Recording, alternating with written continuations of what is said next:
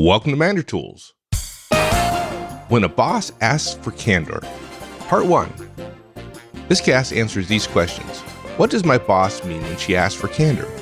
What is the risk of being candid with my boss? How can I be candid and safe? Well, if you want answers to these questions and more, keep listening. Here we go. Are you located in India and wanting to attend a Manager Tools conference? If you are, then you're in luck. Mark will be presenting our Effective Manager and Effective Communicator conferences in Bengaluru, India on May the 21st and 22nd. Register today at manager-tools.com/training to attend our inaugural Indian Manager Tools conferences. Well, Mark, I think we've talked about this before, but it's worth talking about again.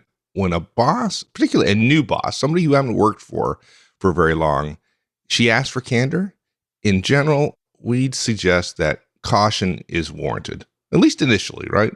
Yeah. Look, candor's a good thing, right? You want to be candid with people as possible. In fact, right now there's a book and there's a whole lot of talk in the management world about radical candor. I don't particularly care for the guidance in the book, but then I almost never do. Yeah, partner with Mark and you'll find out what radical candor is. Well, the problem with that book is, and so many others is, they don't talk about relationships. They don't talk about trust. If you suddenly start getting radically candid with people around you and you're not a close friend, a trusted advisor, a trusted associate, you're going to ruin your career. Yeah, absolutely. Yeah. Anyway, okay, here's our guidance. First of all, if your boss asks for more candor, you have to agree. Then, maybe not in the moment, ask for examples. Then, assess your boss's own level of candor. Be guarded initially. And whatever you do, don't make the mistake of thinking candor is an opportunity for you to provide upward feedback. Yeah, not a good idea. Let's talk about the first one. Your boss asks you for candor. You're suggesting you assent to such request. I mean, the idea of your boss asking you to be candid and you saying, "No, I don't think so." Yeah, I'm just not comfortable with that yet. We don't have a good enough relationship yet, and so there's no way out of it. So my point is, the politically effective answer is to agree. Look, more candor in principle is better for organizations. So you've got to verbally agree to it. You can say, "Glad to hear it, boss," or "Agreed, will do my best," or "Can't argue with that. More candor is better, will do." And frankly, this is the easy part of this guidance. Say yes, but understand what's involved and be aware. Don't assume you can completely trust your boss unless you know her exceptionally well and would have been totally candid beforehand. Look, as much as we'd like to recommend otherwise, we know of too many examples where directs were candid with their boss and they were punished for it. In some cases, the punishment was direct and clear, being upbraided for disagreeing with a boss's idea in a meeting. "Hey, I really want everybody to be candid. What do you think about this?" "Well, boss, I just think that won't work." "Well, who asked you? And what do you know? You don't understand." Blah, blah, blah, blah. And then you get chewed out. And then you say, "Gosh, I'm sorry, boss, but you asked for candor. And so I thought being honest about my disagreements with this plan was exactly what you were asking for." And the boss says, "That's not what I meant." In my experience, one of the flavors of bosses asking for candor is, I'm not saying this is all bosses who do this, but there's a subset who ask specifically so they can increase the chances that you will be truthful with them when they start asking embarrassing questions about what happened or who shot John, investigation in order to get to the bottom of something, which in some cases, maybe a further subset is they want to know who's working against them. They're doing a mole hunt, if you will. Right. Do you think there's a difference between, and to be clear, I think there is, but do you think there's a difference between a boss asking for candor in the moment versus a general ask for more candor? For example, one of the things happened to me several times in my career, which is somebody said, "Hey, be candid with me." And then they asked me a question. And I'd say probably greater than 50%, the question they're going to ask is, What did John, my peer, say about X? Yeah. I've heard a rumor that, yeah. Exactly. And I don't think that's what we're talking about. We're talking about a more general ask. Or are you? We are, but the reason I didn't put that in this guidance, although I probably should have just so we cover this topic, you're absolutely right. Here's the simple answer to that, but it's so simple it doesn't need its own cast. You have to know how much you trust your boss. And if you don't know how much you trust your boss, you can't lay it on the line. You cannot be 100% candid. Now, look, guys, I know we talk about ethical professionals. I know we talk about being honest, about working hard, about doing the right thing, and so on. But there's another rule. It's an ethical rule. It's a rule of life that trumps management in the same way that all of our discussions about management are superseded by commitment to family and faith and so on. The rule of life that trumps the idea that an organization saying it wants to be candid can't overrule all of the pettiness that all of us humans have, all the thin skin, all of the machinations, all of the ego, all of the fears and uncertainties and doubts and so on. So the rule that trumps a boss expecting total candor is that your honor cannot be used against you. You can't be asked a random question and be expected to answer 100% truthfully if your answer could hurt you. Now, you might say, well, the organization ought to indemnify me. If my boss asks for a truthful answer, he shouldn't punish me if I'm truthful. Well, there's that word shouldn't. Yes, you're right. The boss shouldn't. And everyone should do their job. Everyone should meet all their deliverables. Everyone should stay within their budgets. Everyone should meet their targets, their goals, their objectives, their key results, their OKRs, everything. But by very definition, what is it? Man is born to trouble as the sparks fly upward. We're imperfect. And when a boss asks you for that, and you can't be sure that his or her integrity is beyond reproach, and usually we do that, interestingly enough, by trust, not by a test, not by a reputation, but by personal trust that we've each established. If you can't be sure of that, you don't owe him or her an honest answer. Because if you get asked a question like this and you respond truthfully and you get punished, no one will come to your rescue. Let's be clear. I think some people might try to drive a truck through that loophole in the sense if you're, Mark said a random question, right? If you're going over your expense report and your boss asks you, hey, what's that expense line item for that $5.50? It says X. I don't believe that to be true. Is that like, you can't lie there, right? You're not suggesting that, or lying about a number on your profit statement or whatever. Yeah, that's a good point. Well, this is a narrow example, and some people aren't going to like my example, but the lie has already occurred if you're having to justify, explain, or expand upon a document, a report, a statement, a briefing, an email. If your boss says, what is this number? That's not using your honor against you, because if in fact you're required to answer truthfully there. Now, the fact is, if in fact you have already lied on the report, you are going to lie again, and you're probably not listening to this show. Or if you are, you regret it. And, the great tragedy in life is not the death at the end, but the million little deaths we die throughout our lives. So if you're being asked about that, that is action that is already taken. And in the same way that if you were late to a meeting and your boss finds out about it and your boss says, hey, were you late to the meeting? Because, the boss wasn't there.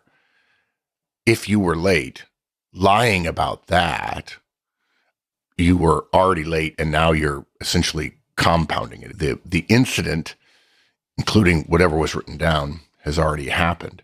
But candor is actually not truth and falsehood. It is a particular type of truth, a special type of truth that is more open and generally also more risky. Okay. I can tell the truth. I like the food. Or I can be candid. I've had a lot better. It's overpriced, all kinds of things. So candor is a particular type of, I would use the word risky or exceptionally detailed form of truth. Since you brought it up, I'll bring it up. I've been thinking about this for months and noodling on this cast for quite a while. Candor essentially says, in our day-to-day lives, we're truthful, just not truthful enough. But I want you to be more truthful. So, in fact, asking for candor is to suggest you are not truthful enough for me. And I want a greater deal of truth. Well, the problem with that is you have role power if you're a manager. And role power without trust means you are attempting to enforce a higher standard of truthfulness, but without the trust, there's risk on the part of the direct. Right. Well, I think that's what candor means to me. And what I hear when I hear candor, you're asking me to be truthful to the point where I would take more risk than I would normally, right? Yes. And bosses aren't allowed to do that. Technically, they can get away with it. They can get rid of the people who aren't completely candid. They would end up having nothing but sycophants working for them and toadies. But it's a question of risk. Folks, if you're a licensee, you hopefully enjoy my weekly email, Things I Think. We never dreamed it'd be as big as it is or as popular. I get more emails asking about, wanting to talk about, or thanking me for Things I Think every week. Recently, I got a chance to read Warren Buffett's annual letter to stockholders for his company, Berkshire Hathaway. And as a reminder that Warren Buffett is about well-managed, well-run companies, one of the things he mentions is an incredible accolade to Tony Nicely, who is retiring as the CEO of Geico, one of the companies that Berkshire Hathaway owns. Mr. Buffett says, quote, he is a model for everything a manager should be, helping his 40,000 associates to identify and polish abilities they didn't realize they possessed. And that's about an executive. So even executives need to manage if you want to be good, if you want to be in a company that Warren Buffett might think about acquiring, which would no doubt make you quite rich. While an executive's directs may have impressive titles, the executive still owes them the day-to-day, or at least week-to-week, of managing. We look forward to you growing and developing, and we also look forward to you becoming a licensee so you can share in Things I Think every week. There's a niche for this guidance that we're putting out now, and the niche is the inexperienced person, the less experienced professional, the younger person that gets this question when they're 22, 26, 27, 28, maybe hasn't had that many bosses or hasn't had any sort of experience with a wide variety of bosses or has had a lot of distant bosses. And so they don't really understand some of the knife fighting that occurs in close quarters among bosses and directs. And if you're 25, as I was, and still relatively unknowledgeable, and your boss asks for more candor, you might think, wow, that's great. This is the kind of boss everybody wants. You want, gosh, we're going to have a candid organization. We're going to have a radically candid organization. No, there are too many risks associated with it, and you might naively put yourself in a very bad place. This whole definition of what candor means to your boss is, we just talked about it for several minutes, and I'm afraid that there are still people who are going to drive a truck through our statement about candor. Yeah, let me say something else then, since I think there's another part of your loophole, which is candor essentially is another word for you must tell the truth. Okay? You can't lie. Right. I guess that's the point, right? Yeah, that's the point. You cannot lie. Now, we can have a long existential discussion, an etymological discussion of what is lying.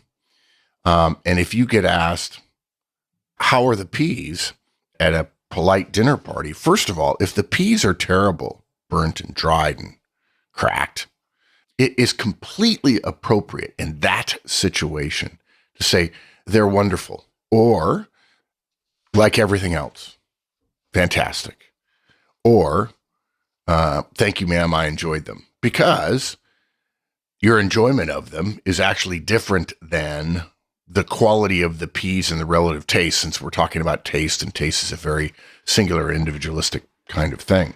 In other words, in social situations, you can lie. Now, clearly, work is not a social situation. But if your boss asks you, I need to get to the bottom of what happened in that meeting last week, I expect you to be totally candid. Who said what? Okay. Now, if somebody in the room said, this plan won't work, and you don't believe that your boss will treat with that person fairly, and let's say that person is a colleague and a professional associate or friend of yours, you are not required, by being prefaced with the idea of candor, to repeat every word verbatim from that meeting. You're not. Okay? If you have reason to believe that your boss is going to punish someone, and there are multiple interpretations of what happened, you don't, and frankly, your memory is not what you think it is. As I've told people on the road, Mike, for the last year or so, 30 years ago, and folks, if you're an international listener, you'll just have to bear with me on this one. 30 years ago in the United States justice system, there were two incontrovertible forms of evidence: eyewitness testimony and DNA. And today, there's only one: DNA.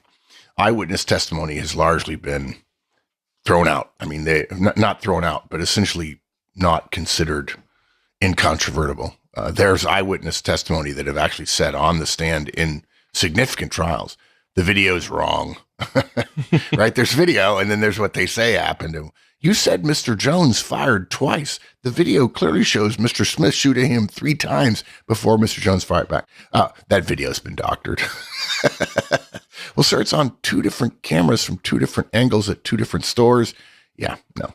So, in other words, you are not required if you believe there's risk. Now, if you trust your boss, you'll tell him everything. Okay?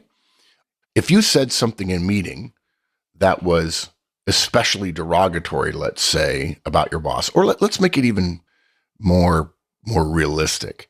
In the discussion that was had that your boss wasn't at, she asked you, hey, I heard the discussion last week didn't go well, and I heard you were one of the people that wasn't on board with Plan X, which I was championing, and we all agreed that's the way we're going. This is not a question of candor. This is a question of what has already happened, and you can't lie to avoid your own risk, much like the reporting. A verbal assertion that's already been made has the same status, if not the same longevity, as something written or a report or an email. Because think, for example, of the example of the email where the boss says, hey, did you send an email last week where you told Jack that I'm an idiot and you don't want to work for me and you're just biding your time while your career search happens? Now, you know you did it, but you are hoping for threading the needle that he hasn't actually seen the email, which, by the way, guys, email is forever. And it's not yours, it's your company's. But anyway, and you say, no, I didn't. And now when he brings up the email, you're fired. Because now you've answered a direct question for which there are pertinent facts related to the incident, and you're done. Maybe he won't fire you out of kindness, but he or she could and probably should. So there are 1,000 different scenarios. And you know what, Mike? Maybe what we ought to do is say, hey, folks, if you don't think this guidance covered your situation, because to Mike's original point, yes, we were asking about more general bosses expecting more candor, but there might be specific situations where you might disagree, or as Mike says, drive a truck through our loophole. Feel free to write me. mahorstman@manager-tools.com. Now, full disclosure, if you're not a licensee, it's unlikely I can answer you. I get hundreds of emails from people all over, and I simply can't keep up. But if you're a licensee, I will answer. Yeah, and we could go on for hours and hours, as many philosophers have on this particular topic. So, look, philosophy. We're going to get to what is truth, right? Yeah, there you go. The bottom line is, don't take anything we said here to suggest that you should lie about anything that would get you in trouble. Like, we're not saying that. I think the other side of it, Mike, is that the opposite of candor is not lying. This is true. Or not? No. Maybe not the opposite of candor. Candor isn't a statement that you must never lie, because there are situations where you're not required to be truthful with the boss if he is going to punish you. Or, put differently, there are all kinds of shades of truth. This is why we talk about organizations and politics. So you can characterize a meeting as going well. Somebody else could characterize the meeting as the worst they've ever been to, and neither one of you is lying. And you can't be brought up on charges for the fact that you said it went well and 3 other people said it was the worst meeting ever. Heck, you might have been on your laptop during the meeting and not paying attention. Hey, let me mention one more thing. We gave the example of the boss who publicly upbraided you, but it's far more likely that you're going to get indirect punishment. Your boss may not chew you out, but your disagreement with him will be seen by him as damaging to trust, which is weird because, of course, increased candor would be based on trust. Assuming you disagreed in an agreeable way, your boss would be wrong to draw the conclusion that you don't trust him and you are not to be trusted. But that doesn't change the fact that happens, that your boss now sees you not as a team player. The relationship has been damaged. He's blaming you for it because you were responding to his request for more candor. And that will affect your ability to be effective and probably your likelihood of being successful in your role.